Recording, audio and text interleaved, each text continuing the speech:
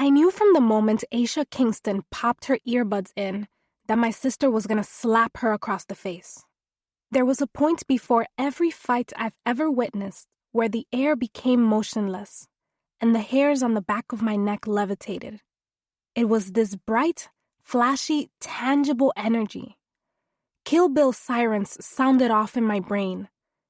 Everything was mad static. I could feel it as soon as someone, anyone, even a complete stranger, walked into a room. Their anger was a vacuum of potential. All my attention was sucked up and concentrated into the energy tornado that surrounded them. That's when I knew that shit was about to go down.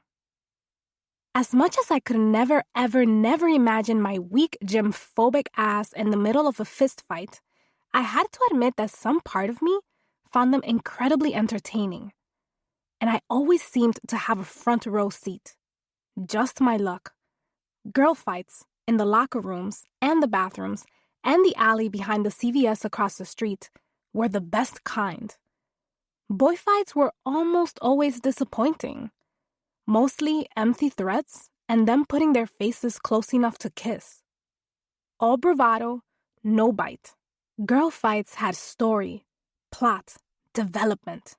You had to catch up on a whole reality show of drama before the fight and stay tuned for the drama after. And they were nearly impossible to break up once someone latched onto a handful of hair. Back in 6th grade, I overheard our principal at Lincoln Park Junior High describe Caro as a gangster with anger issues while I sat with her on the cold hallway floor. We laughed about the word gangster for at least a year after that. I mean, who says that about a child? But Mommy took the anger issues part seriously. Like she'd received a diagnosis from a qualified doctor and not from a corny Italian man from Jersey City who hated children. My friends from the accelerated program, Taylor and Lovely, would giggle and whisper towards me when they realized she was my sister. So did everybody else. Don't fuck with Caro. She's spicy. She's got anger issues. She's crazy.